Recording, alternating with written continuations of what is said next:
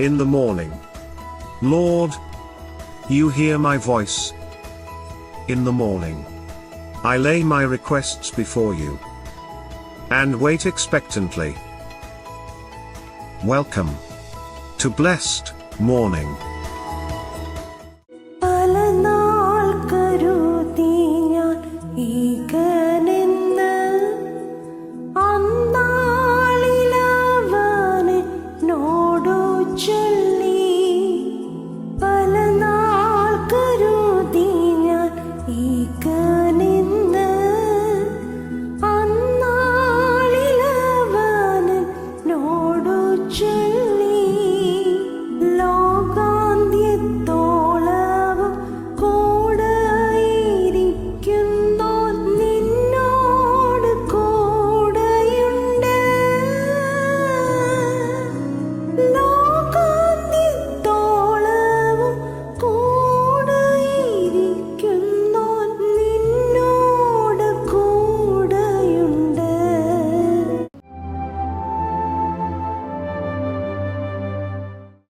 പ്രിയരെ, ബ്ലസ്സഡ് മോർണിംഗിലേക്ക് നിങ്ങൾ എല്ലാവരെയും ക്ഷണിക്കുകയാണ്. പ്രിയരെ, അനുഗ്രഹിക്കപ്പെട്ട ഒരു പ്രഭാതം നമ്മുടെ ജീവിതത്തിൽ അനുവദിച്ചു തന്ന ദൈവത്തിന് നമുക്ക് 1000 നന്ദി പറഞ്ഞുകൊണ്ട് 2026 മെയ് മാസം 20-ാം തീയതി വരെയും നമ്മെ നടത്തിയ ദൈവത്തിന് നന്ദി പറഞ്ഞുകൊണ്ട് നമുക്ക് ഈ സന്ദേശത്തിലേക്ക് അടുത്തു വരാം.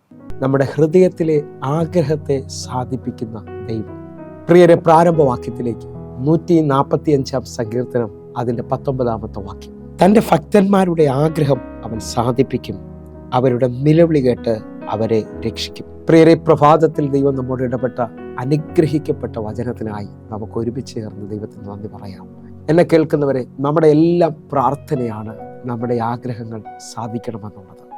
എന്നാൽ ഈ പ്രഭാതത്തിൽ എന്നെ കേൾക്കുന്ന പലതും പ്രാർത്ഥിച്ചിട്ട് എങ്ങും എത്തിയില്ല, ഒന്നും നടന്നില്ല എന്ന് പറഞ്ഞുകൊണ്ട് വിഷമത്തിൽ കേൾക്കുന്നവരുണ്ട്. എന്നാൽ ഈ വചനത്തെ മുറുകെ പിടിച്ചുകൊണ്ട് പറയണം, അവൻ നമ്മുടെ ആഗ്രഹങ്ങളെ സാധിപ്പിക്കുന്ന ദൈവമാണ്. നമ്മുടെ കണ്ണുനീരിൽ നിന്ന് നമ്മളെ രക്ഷിക്കുന്ന ദൈവമാണ്. ആ ദൈവത്തിൻ്റെ പാദപീഠത്തിലോട്ടാണ് നമ്മൾ അടുക്കുന്നത്. ഒന്നുകൂടെ പറഞ്ഞാൽ 20-ാം സങ്കീർത്തനം അതിൻ്റെ 4-ാമത്തെ വാക്യം. നിന്റെ ഹൃദയത്തിലെ ആഗ്രഹം അവൻ നിനക്ക് നൽകട്ടെ, നിന്റെ താല്പര്യമൊക്കെയും നിവർത്തിക്കട്ടെ. പ്രിയരെ, ഈ വചനം കേൾക്കുമ്പോൾ നമുക്കൊരു കാര്യം വ്യക്തമാണ്. നമ്മുടെ ദൈവം നമ്മോട് പറയാണ്, നമ്മുടെ ഹൃദയത്തിലെ ആഗ്രഹത്തെ അവൻ സാധിപ്പിക്കും, നമ്മുടെ താല്പര്യങ്ങളെ നിവർത്തീകരിക്കുന്ന ഒരു ദൈവമുണ്ട്. ദൈവിക മാർഗത്തിൽ ദൈവവചനത്തിനകത്ത് ജീവിക്കുന്ന ഒരാൾ പോലും നിരാശപ്പെടേണ്ടി വരത്തില്ലെന്ന് യോഹന്നാന്റെ സുവിശേഷം 15-ാം അധ്യായം 7-ാമത്തെ വാക്യം വായിച്ചാൽ നമുക്ക് മനസ്സിലാകും. യോഹന്നാന്റെ സുവിശേഷം 15-ാം അധ്യായം 7-ാമത്തെ വാക്യം. നിങ്ങൾ എന്നിലും എൻ്റെ വചനം നിങ്ങളിലും വസിച്ചാൽ നിങ്ങൾ ഇച്ഛിക്കുന്നത് എന്തെങ്കിലും അപേക്ഷിപ്പിൻ, അത് നിങ്ങൾക്ക് കിട്ടും. ഈ വചനം വായിച്ചു കേൾക്കുമ്പോൾ നമുക്കൊരു കാര്യം മനസ്സിലാകും, നമ്മുടെ ആഗ്രഹങ്ങൾ ദൈവം സാധിപ്പിക്കുന്നത് വചനത്തിനകത്ത് നിൽക്കുമ്പോഴാണ്. ഒന്നുകൂടെ പറഞ്ഞാൽ സങ്കീർത്തനക്കാരൻ പറയുന്നത്, അവൻ്റെ വചനത്തെ രാവും പകലും ധ്യാനിക്കുന്ന മനുഷ്യൻ ഭാഗ്യവാൻ. അവൻ ആറ്റരുകത്ത് നട്ടിരിക്കുന്നതും തക്കകാലത്ത് ഫലം കായ്ക്കുന്നതും ഇല വാടാത്ത വൃക്ഷം പോലെ ഇരിക്കും, അവൻ ചെയ്യുന്നതൊക്കെയും സാധിക്കും. നിങ്ങൾ വിശ്വസിക്കുന്നവരാണെങ്കിൽ ദൈവത്തിൻ്റെ വചനത്തിനകത്ത് നിലനിൽക്കുക. നിങ്ങളുടെ ആഗ്രഹങ്ങളെ ദൈവം സാധിപ്പിക്കും. നിങ്ങളുടെ വിഷയത്തിനകത്ത് ദൈവം മറുപടി തരും. ആ നിലയിൽ തന്നെ ഇന്ന് ഈ വചനം ശ്രദ്ധിക്കുമ്പോൾ ഞാൻ ആത്മാവിൽ വിളിച്ചു പറയുന്നത്, ദൈവസന്നിധിയിൽ ദീർഘമായി പ്രാർത്ഥിക്കുന്ന, ദൈവസന്നിധിയിൽ കരയുന്ന ഹിസ്കിയാവുമാരുണ്ടെങ്കിൽ ജീവിതം അവസാനിച്ചെന്നും മുമ്പോട്ട് വഴിയില്ലെന്നും സാഹചര്യം വിളിച്ചു പറഞ്ഞാലും നിന്റെ കണ്ണുനീരിൽ ദൈവം നിന്റെ ആഗ്രഹത്തെ സാധിപ്പിക്കും. നിന്റെ ആയുസ്സിനോട് ദൈവം 15 വർഷം നീട്ടിത്തരുന്നത് ഹിസ്കിയാവിനോട് പറഞ്ഞ ദൈവം ഈ പ്രഭാത പ്രാർത്ഥനയിൽ ചിലവരുടെ ആഗ്രഹത്തെ ദൈവം സാധിപ്പിക്കാൻ പോവുകയാണ്. ചിലവരുടെ പ്രാർത്ഥനയ്ക്ക് ദൈവം മറുപടി തരാൻ പോവുകയാണ്. ഒന്നുകൂടെ നിങ്ങൾ നോക്കിയേ, 34-ാം സങ്കീർത്തനം അതിൻ്റെ 10-ാമത്തെ വാക്യം പറയുന്നു, ബാലസിംഹങ്ങളും ഇരകിട്ടാതെ വിശന്നിരിക്കും, യഹോവയെ അന്വേഷിക്കുന്നവർക്കോ ഒരു നന്മയ്ക്കും കുറവില്ല. ഈ വചനങ്ങൾ വായിക്കുമ്പോൾ നമുക്കൊരു കാര്യം വ്യക്തമായി മനസ്സിലായി, ദൈവത്തെ ആശ്രയിക്കുന്ന, ദൈവത്തിൻ്റെ വഴിയിൽ നടക്കുന്നവനും ഒന്നിനും മുട്ടുണ്ടാകത്തില്ല. സങ്കീർത്തനക്കാരൻ പറയാണ്, യഹോവ എൻ്റെ ഇടയിലാകുന്നു, എനിക്കൊന്നിനും മുട്ടുണ്ടാകത്തില്ല. ദൈവത്തിൻ്റെ ശബ്ദം കേട്ട് ദൈവത്തിൻ്റെ വഴിയിൽ നടക്കുന്ന, ദൈവവചനത്തെ അനുസരിക്കുന്നവനോട് ഈ പ്രഭാതത്തിൽ എനിക്കൊരു കാര്യം പറയാനുണ്ട്. ദൈവം നിൻ്റെ ആഗ്രഹത്തെ സാധിപ്പിക്കും. നിൻ്റെ ഹൃദയത്തിലെ ആഗ്രഹം അവൻ നിനക്ക് നൽകും. കർത്താവിനെ ഒന്ന് മുറുകെ പിടിക്കാൻ പറ്റുന്ന ഉത്തരവുകളുണ്ട്. പ്രാർത്ഥിക്കുന്നവരിൽ ലജ്ജിച്ചു പോകത്തില്ല കേട്ടോ. ഒന്നുകൂടെ നോക്കിയാൽ നിങ്ങൾക്കറിയാം. മാർക്കോസിൻ്റെ സുവിശേഷം 10-ാം അധ്യായം അതിൻ്റെ 51-ാമത്തെ വാക്യം. യേശു അവനോട്, ഞാൻ നിനക്ക് എന്ത് ചെയ്തു തരണമെന്ന് നീ ഇച്ഛിക്കുന്നു എന്ന് ചോദിച്ചതിന്, റബ്ബിനി, എനിക്ക് കാഴ്ച പ്രാപിക്കണമെന്ന് കുരുടൻ അവനോട് പറഞ്ഞു. ഈ വചന പശ്ചാത്തലം നമുക്കെല്ലാവർക്കും സുപരിചിതമാണ്. തിമായിയുടെ മകനായ ബർത്തിമായെക്കുറിച്ചാണ്. അവൻ വഴിയരികിൽ കുരുടനായി നാളുകളായി യാചിച്ചുകൊണ്ടിരിക്കുകയാണ്. എന്നാൽ അവൻ യേശു പോകുന്നു എന്ന് കേട്ടിട്ട് കരുണ തോന്നണമെന്ന് അവൻ നിലവിളിച്ചു. വലിയ പ്രതികൂലമായി കണ്ടു. പക്ഷെ അവൻ്റെ നിലവിളി നിർത്തിയില്ല. അവൻ വീണ്ടും നിലവിളിച്ചു. ഉച്ചത്തിൽ നിലവിളിച്ചതാണ് വിശ്വാസത്തോടെ. എന്നെ കേൾക്കുന്നവരെ, യേശു അവിടെ നിന്നു. ഈ പ്രഭാതത്തിൽ കരയുന്ന, പ്രാർത്ഥിക്കുന്ന, ദൈവവചനത്തിൽ ഉറച്ചു നിൽക്കുന്ന നിനക്ക് വേണ്ടി എൻ്റെ കർത്താവ് നിൽക്കാൻ പോവുകയാണ്. നിൻ്റെ ആഗ്രഹത്തെ നീ ഇച്ഛിക്കുന്നത് എന്താണ്? നീ എന്താണ് ആഗ്രഹിക്കുന്നതെന്ന് യേശു ചോദിക്കുകയാണ്. ഈ പ്രഭാതത്തിൽ എൻ്റെ കൂടെ ഒന്ന് വിശ്വസിച്ചുകൊണ്ട് പറയാൻ പറ്റുമോ? എൻ്റെ ദൈവം നിങ്ങളോട് ചോദിക്കുകയാണ്, നീ നാളുകൾ ആഗ്രഹിച്ചത് എന്താണ്?